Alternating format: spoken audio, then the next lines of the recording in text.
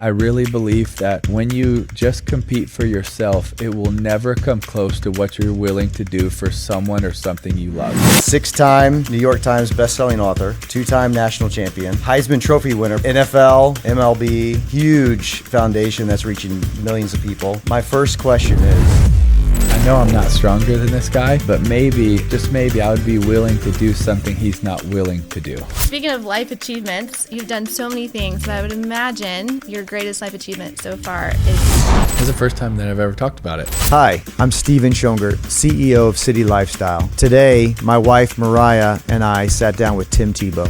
He talked about his upbringing to becoming a world-class athlete, as well as his work he's currently passionate about and what drives him to do that work. Well, Tim, thank you for being here. My really pleasure. appreciate Thank you it. for having me. Yeah. So, 6-time New York Times bestselling author, 2-time national champion, Heisman Trophy winner. Probably should have won it twice, but we won't talk about that. NFL, MLB, huge foundation that's reaching millions of people. My first question is... Well, you didn't mention all the teams that got cut from, too. That should also be in there. It's like, maybe, I don't know. Yeah. Maybe most cut player as well. So Yeah, right.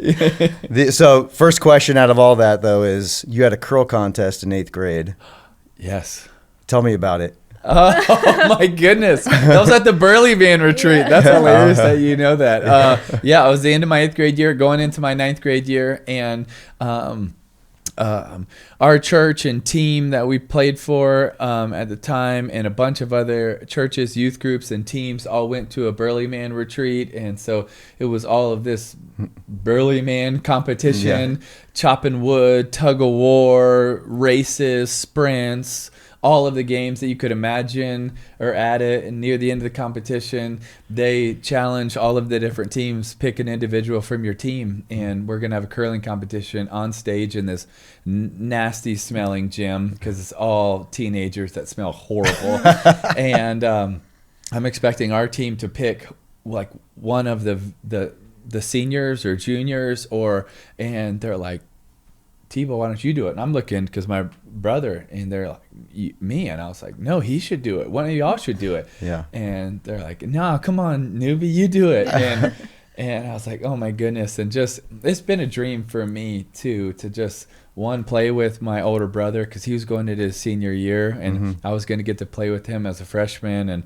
And so then to just play high school football, I grew up dreaming of it, playing high school, college football. Like, it was just such a dream.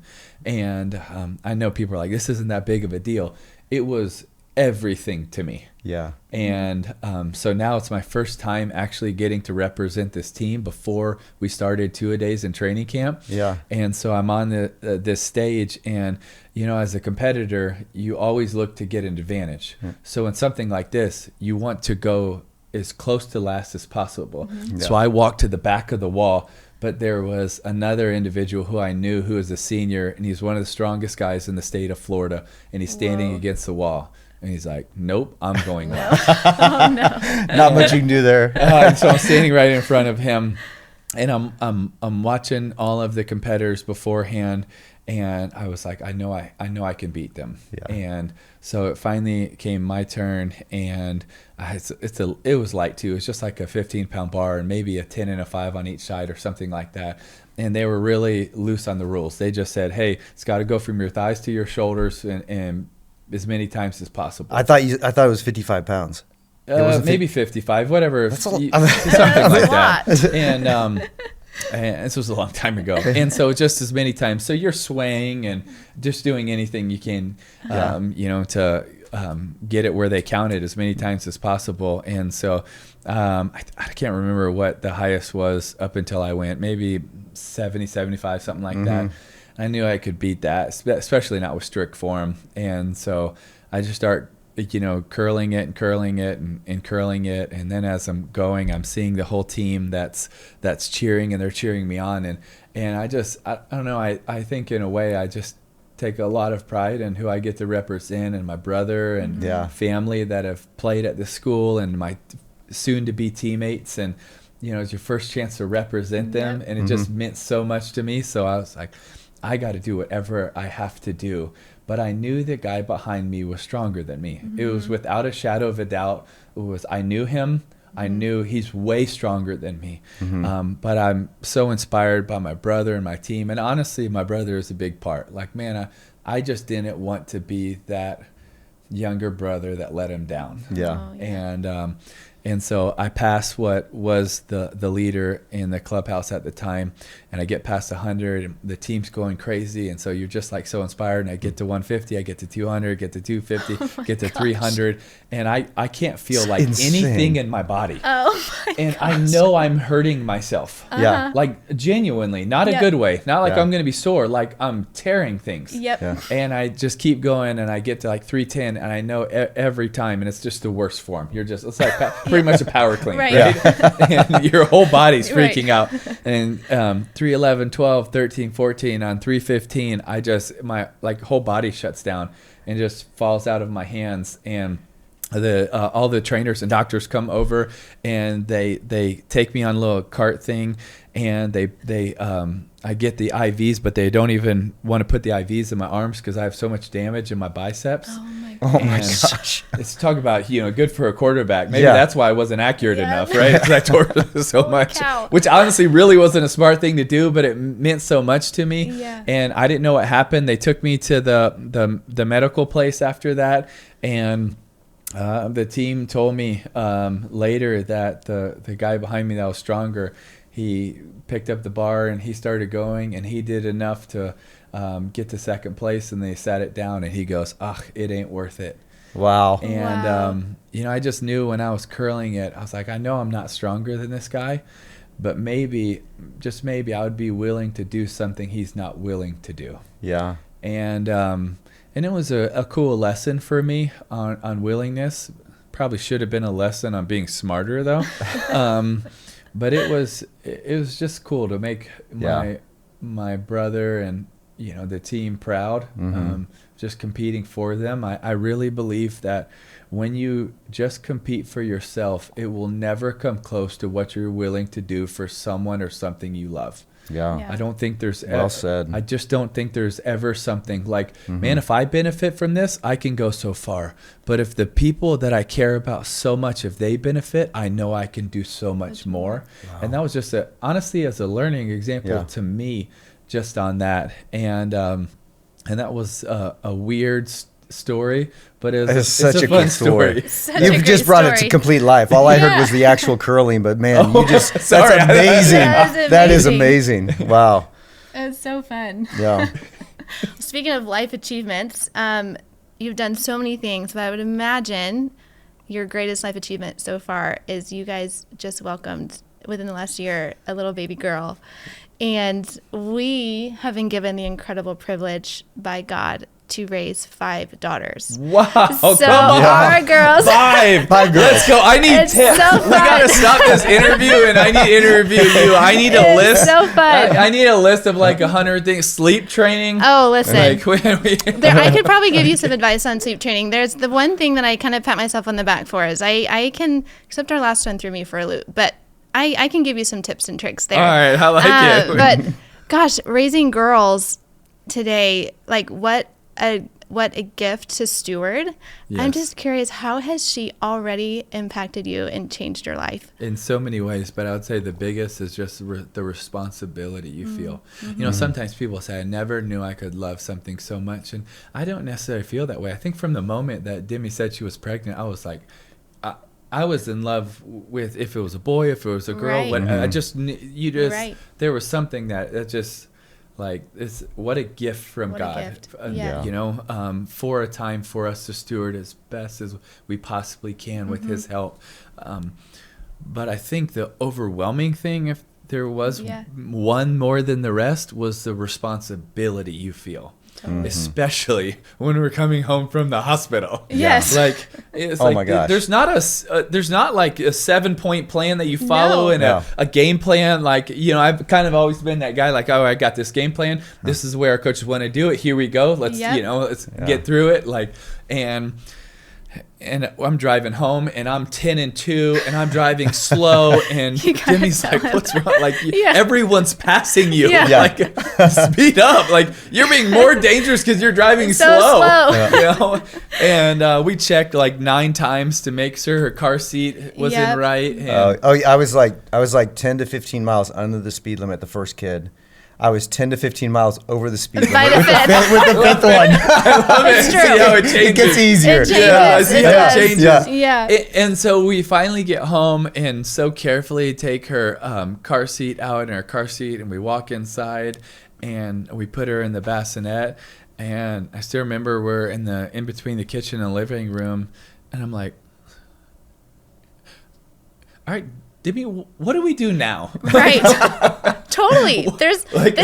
How do they send people home after 2 days with this thing that no one tells you what to do or how to do it? I know. I mean, it's wild. And there's been a lot of learning curves, but I think that responsibility hit more so in that car ride and then we got home, because then everything that I see, my only thought is this good or bad for her? Right? Like those stairs, they got to be changed because there's sharp on the corners. This cabinet's got to be changed. I know we love it. Doesn't matter. It's irrelevant. Gotta go. You know? It's got to go.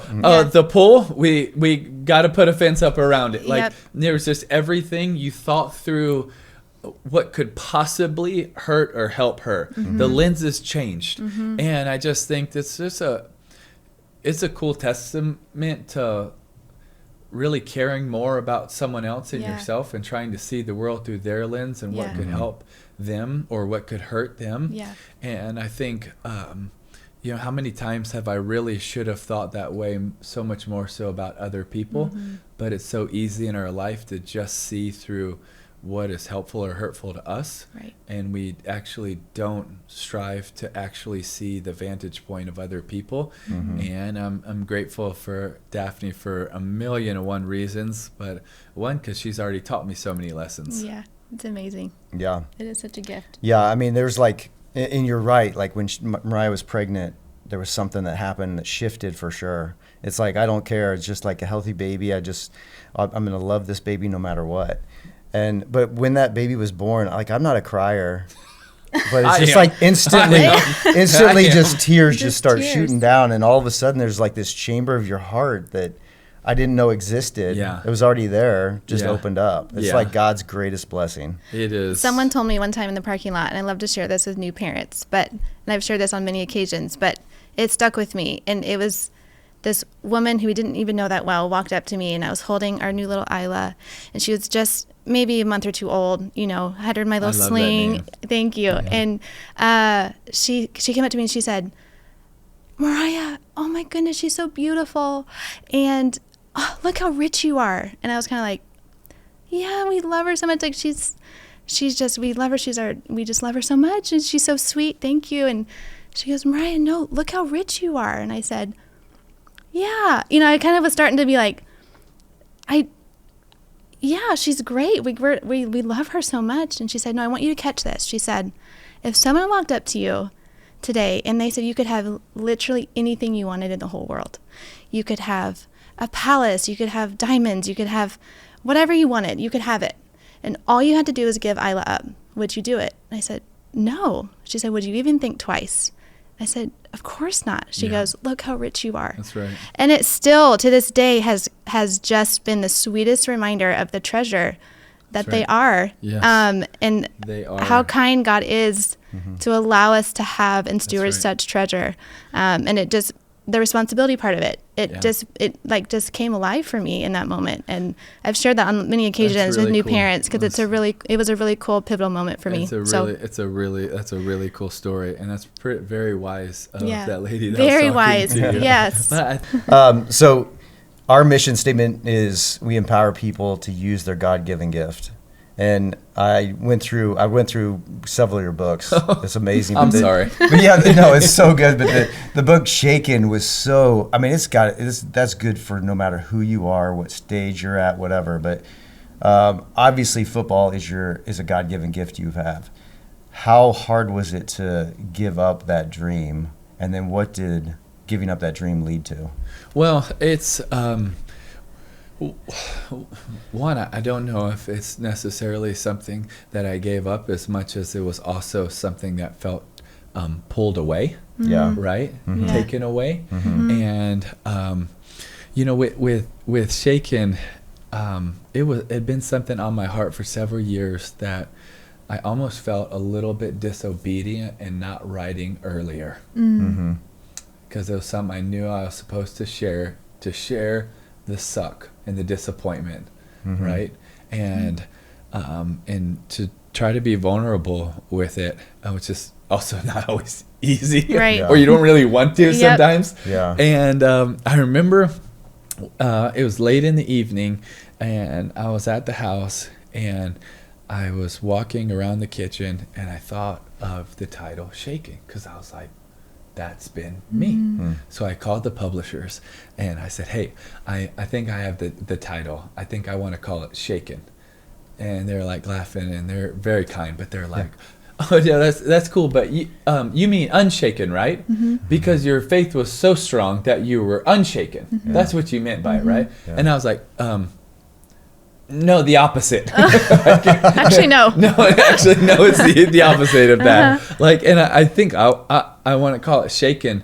Discover your true identity in the midst of life's storms. Yeah. Because we go through so many storms, but what happens is even when we feel shaken, that firm foundation of Christ and his love for us and God's love, we actually can see it sometimes so much more so in those moments. And you get to really discover your true identity, sometimes in a good way, sometimes in a bad way, of what you're holding on to when it feels like everything around you is shaken. Yeah. And the heart of sharing that was, I really believe that all of us at one time or another feel shaken by the world, by trial, tribulations, by family members, by health, by sickness, by the loss of loved ones, your job disappointments, whatever. We go through times in our life where we are shaken. And even though sometimes we want to put on a face and act like everything's okay, and, oh no, my faith is not shaken. No, there's times it has been shaken where you're just trying to be real and honest and say, no, this really has gotten to me. And God, I want to bring this before you. And I think one of the reasons David's such a hero to me, and so many reasons in Scripture, is because he's just so real in how he talks with God. Yeah. You know, in the highs and the lows, in his screw-ups, how he's fast to apologize and say, I'm sorry, you know, when he's confronted by Nathan at so many different times. And but that it's just, he's just that honesty and conversation that he has with God, as we should with the Father, you know? That's right. And so I think there was just a lot of shaken that was like, that's going to be really hard and disappointing.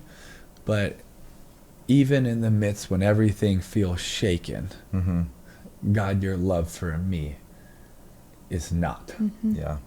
And I just think that's one of my favorite things, to be able to, even hard at times, but still one of my favorites, to be able to write to encourage people. And I think first, also just be able to share just disappointments and failures on my part, you know? Yeah. And try to just share it in a way that's self-deprecating, because it's who I was and where I was coming out of. Yeah, I think it's so hard sometimes for people to be vulnerable.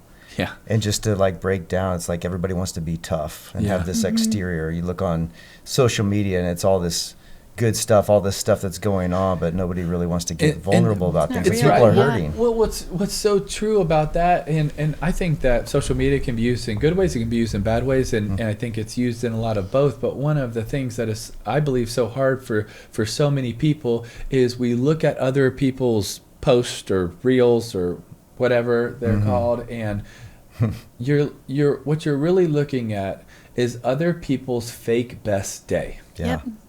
For sure. It's not even real. There's No, a it's reason not. why filters are so popular. Right. Yeah. Because it's not fake, real. right. And that's why you see people taking 97 photos. Yep. Yeah.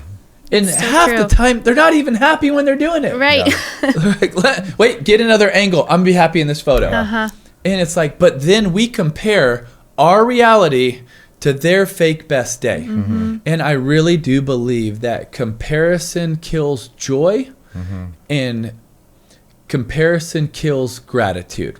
Yeah. And I know that I've failed at this too, many times. And one of the things that God has really had to do in me is, and work in me, is to fight comparison. And because what I believe we do when we compare ourselves with other people, even though we don't always realize, even though many times I didn't realize I was doing it, but what I was really telling God is, God, you made a mistake. Because I should be where that person is. I should be on that team. I should win that championship. I should have that title. So I'm really saying to God, sometimes without even knowing it, God, you made a mistake. Because I can't be grateful for what God has done in my life and through my life and on my life, and be comparing myself with someone else at the same time. I don't believe that they can coexist. Now, we can go back and forth, but at the same time, I can't say, God, I'm so grateful for your love for me, for what you're doing for me, for all of this, and say, but I wish I, looked like her, acted like him, had this, did that, all of these things. And, I saw a study several years ago, probably even higher now, but it said that 12% of our daily thoughts are spent in some form of comparison. Wow. And I was blown away, because, man, if we spend 12% of our daily thoughts in some form of comparison, that's 12% of our time that I don't believe there's a chance that we can be grateful in that time. And it's really leading to a bitterness and a frustration and a resentment, because we just wish we were over there. And I think it just kills. Yeah, for sure. Yeah, this is funny. I don't mean to throw this into the whole serious talk of this, but somebody just showed me, speaking of filters, have you ever seen the filter that had this guy was presenting to a judge, and there were lawyers on, and he had a cat face on? No. Oh my gosh. You have to go on. It's hilarious. He becomes a cat, and he can't take the filter off, and he says, I promise you I'm not a cat. It's like a Zoom I'm call. actually here. It's like a Zoom call. Yeah, it's a Zoom call. I've seen it. And he just can't change it? No, he can't change it. That's amazing. That's amazing. But you talked about this other video of this guy getting these glasses that were colorblind for the first time, and I immediately went to and searched. Did you watch it? I watched it. It was amazing. Again, I'm not an emotional person, but I started tearing up. I loved it. Yeah. But I loved that video of so much. I remember the first time I saw it, I believe I was in Colorado, and I was a few minutes before I was getting ready to go do an event, and I'd finished prepping for it. And so I was like, okay, I want to take my mind off of it, just whatever. And I had someone that sent it to me, and I watched it, and I was like a wreck. I was like, for so many reasons, because one, the love that this family had for this man, because he is, being colorblind, and so now they got colorblind glasses that he could see colors better. And I was this man, but I was like, I started thinking all these thoughts, like, heaven, when we get to heaven, how we'll be able to see. But then also, like, I believe when we try to see through the lens of God's love for humanity, the lens of Genesis, the lens of the cross, we start to see through other lenses. I think when we see people, especially hurting people, we should, if we see them through those lenses, it would do that to us. That's right? good. You see someone. I really believe that every single person has infinite value and worth. I believe that with all of my heart. And why can I say that? Is because I believe that Jesus Christ, as the Son of God, has infinite value and worth, and he was willing to give his life in exchange for us to have life and life abundantly. And how in our society do we know how much something is worth? By what someone is willing to pay for it. And he was willing to pay with his life. And so therefore, I believe that every single person has infinite value and worth, and I pray that whoever's watching would know their worth and their value. And I think when we put on the right glasses, we see people, and again, I know I screw up this a lot, but when we put on those biblical lenses and the love of Christ and the love of God lenses, and we see people in an accurate way for who they really are in God's eyes, we would see them that way, where it would make us be like, because we just see people for what they've done or what they didn't do, or their screw ups, or they're good, or they played on this team, or they have this or this, and we miss their real value. They're God-given value. Yeah. But when you put on those cross lenses, we should see people with that emotion that makes you go, Yeah. this homeless person, I'm not seeing you for the clothes you're wearing. I'm seeing you that, man, when you were made in the image of God, on purpose and for purpose. You were created in love, by love, and for love. And when I see you, I'm not going to see all of this stuff around you. I'm going to see that, man, you are one of one. Yeah. When you were created in God's image. That is who you are. That changes. Now I'm not gonna treat that person as someone that I just drive by as homeless. I'm gonna treat that person as you were created in the image of the Almighty God that spoke all of this into existence. Right. Yeah. That person's worth and value is not the clothes or the environment they're in. Right. It's the God that created him in his image. Absolutely. And that changes everything. It does. And speaking of that, I know coming from a sports background, the term MVP obviously means something in the sports world, but I know that you kind of got this new revelation of what MVP, kind of what you were just talking about, stands for. How has that played into your, well, one, what does it mean to you now? How does that play into your purposes and your passions for what you do through the Tim Tebow Foundation? Well, I think that God sometimes has a funny sense of humor. He does, for sure. And I think there was so much of me growing up that just, man, I love competition. I love winning, and I hate losing even more. And I love pushing to that nth degree of whatever it is. And so when you play sports, what are those things? They're championships. They're MVPs. They're trying to be your best. And I don't think there's anything necessarily wrong with it, because I believe Scripture also says, whatever your hand finds to do, do with all of your might as unto the Lord. But when those things become everything, they're in the wrong place. And too many times for me, those things were everything. And my life really got radically changed when I was 15 years old, and I was in the jungles of the Philippines, and I met a boy who was born with his feet on backwards, and because of that, he was viewed as less than, insignificant, cursed. He was treated as a throwaway. But I knew in my heart that he wasn't a throwaway to God. But I also knew it was so much more than that.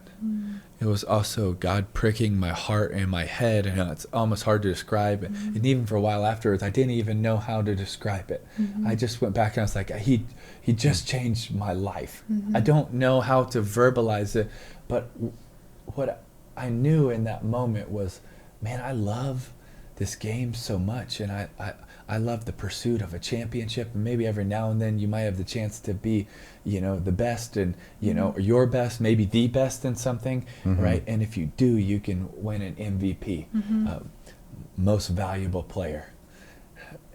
But I knew in that time that God just kept constantly pricking my heart. Yeah, but Timmy, I have a more important MVP for you to chase. It's not most valuable player. It's the most vulnerable people. It's amazing. But which one are you going to care about more? Which one is going to matter more to you? And then I also feel like, in a way, is reminding me, like, which one do you think I care about more? Yeah. It's so good. Like, Timmy, I want you to strive to be your best, but at what? Yeah. Like, at what? Do you really think that this is why I gave my son for this game? No. I did it for people. And look at all of these people that I gave my son for, that the world is throwing away or treating as less than or insignificant or cursed. How much more do you think that I love them than just this game? Yeah. Are you really going to give all of your best to this game, and you're going to give the leftovers to them? I didn't give them my leftovers. I gave them my best when I gave them my son. Why are you just giving out of a little bit?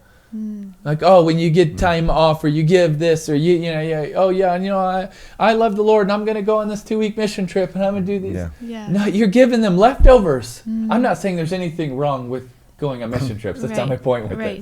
Right. But my point is, I just knew that God was so convicting me. No, you're giving them extras. I gave them my best. Huh. Wow. Wow. That's so good. So good. You're writing a new book right now. Can you talk a little bit about it? Yeah, I probably get emotional when I talk about this book too. It's called If the Tree Could Speak. Yeah. And it's the first time that I've ever talked about it. All right. I like first. Yeah. It's maybe a year and a half ago, something like that. I was sitting in our TV room early in the morning because I'm just a terrible sleeper. Got up early, and I was sitting on the floor doing like therapies, like, roll out tools on your back and stuff, while I'm listening to a sermon by our pastor in Jacksonville, 1122, called Joby Martin. He's just such a wonderful pastor, while I'm playing Madden all at the same time. And I try to be multitasker. There's a lot going on. And so it really wasn't on what Pastor Joby was talking about, but something he had shared made me think of something, and then think of something else, and I start going down this just thought pattern, and I would honestly say more of that a conviction pattern, and I just start to think about in Luke when Jesus says to he's just not long before he goes to the cross, maybe just over a week before, and he says the Pharisees are mad at all these people are praising him, and he says, if they don't praise me, the rocks will cry out. And I start to think about that, and think about creation, and if we don't do our job and praise King Jesus, creation will. It will. And then I just start to think, well, how many times have I not done that? Praised a lot of things. How many times I didn't praise him for what he's done, for who he's been, for his sacrifice, for all of it. And then I start to think, well, if the rocks would praise him, if they're waiting to praise him, how much more so would the tree that Jesus was nailed to praise him? Because that tree was the closest thing to Jesus that day. And so it's a book written from the perspective of the tree. Wow. If the tree could speak, what would it say? Wow. That'll be exciting. I'm excited. I can't wait to read it. Yeah, that sounds amazing. Your book, Look Again, was amazing. Just the ability to look at people from a royal standpoint. And obviously that's where I got the YouTube colored glasses, colorblind stuff. And so it was amazing how, just the perspective. You changed my perspective on just how to look at people differently. Like, don't just, like you said, don't give them the leftovers. Yeah. Give them the first. Absolutely. Okay, so I've got kind of a final question. Yeah. What are 3 things people don't know about you? Ooh. And obviously we went through a lot, and people know a lot of stuff. I love it. I don't know. Let me see. I have weird coffee orders. I like me and my wife both put like protein in our coffee. Great. Like a lot of collagen protein, and I add cream to it. I've done over the years a lot of mixtures of different types of coffee or different types of protein powders. I like a lot of different Taylor Dukes products I'll put in there. I'll do like a pumpkin spice one of protein powder and then cream and all of it. Oh, wow. My favorite actual like coffee flavors though were probably South African, Kenyan, Ugandan coffees. So we're pretty weird with that, but it's so much better over there than here. Yeah. Just being honest. I lived to American coffee, but I lived in Zimbabwe. It's not. Zimbabwe is wonderful coffee too. I lived in Zimbabwe. It's like, I had a palate that it was created when I was there, and it's like it's hard to come back here I know, it's and awesome. drink burnt coffee here. Yeah. I love the coffee in Zimbabwe too. Yep. Actually, one of my favorite cups of coffee I've ever had was in Zimbabwe, but it was from Kenya. That's from Kenya. That's so funny. Yes. That's great. So I love that. I love playing golf now. It's really fun. sport to like, it's awesome. Demi started playing, so every now and then, it's harder now with Daphne, but it's fun to be able to go play together on just like fun dates, and plus you can play at pretty places around the world. So she loves the nature of it. That's and amazing. I love hardly the competition. I can hardly hit the ball, and he's taken me a couple times, and it's kind of like 15 shots to get down the fairway, but we get there. That's okay. We get there. We went on a date. We did a date We get there. in this on the golf course in our neighborhood. Weird. And it took her whatever 5 shots to get down there, but then from like 120 yards she hits it in the hole. Let's go. I mean, that's awesome. And I was like, I'm done. That's awesome. I win. I'm done. I'll never do that again. Yeah. I do feel counts. like Demi's only probably played like somewhere between 5 and 10 times, but she has definitely at least twice come closer to a hole-in-one than I ever have. Amazing. I don't think I've ever done that. That's amazing. So I love it for a lot of those reasons. Just the relationship time, the fellowship time. You can be out there with. There's just not a lot that you can do where you have 3 hours where you just really get the time to, fellowship with people and that. And I love the discipline of the challenge. Like it's on you. You can't look around and blame anybody else. And it changes every time. Yeah. It's It does. It's that's constant. really fun. I love finding like little things, like even in golf that like I have several friends that play, and so I like getting like little tools to like get better at something. You know, It's fun. I just last week got to try the brand new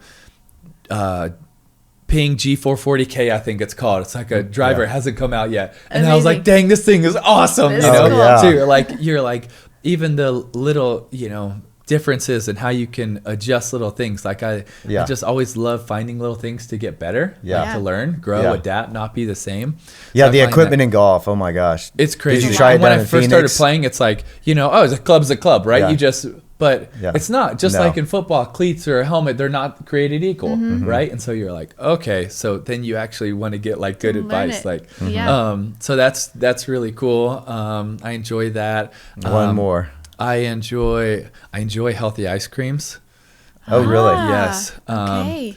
Like Rebel Creamery, Ice Cream for Bears. Ice Cream for Bears. I do know that one. You know that it's so good. It's so good. It's delicious. I don't understand how like it's honestly, delicious. It's better than it is. Why is not all ice cream made like this? Because it is I don't so know. delicious and Tell it's so everybody clean. it's so good. It's so clean. Yes. The ingredients What's it are made amazing. from? It's only like 4 or 5 ingredients. It's yeah. like just cream and a few other things I can't Like remember. there's no sugar. Yeah. It's Yeah, like it's- it's wow. like honey is the sweetener Agave, for it. yeah. Wow. And I love Real, honey. like, I put cocoa, cinnamon and honey in cacao. like everything. I make It's delicious. like Greek yogurts and I put cinnamon and honey in it all the time and I love it. So good. Probably if there's a weird thing to share would be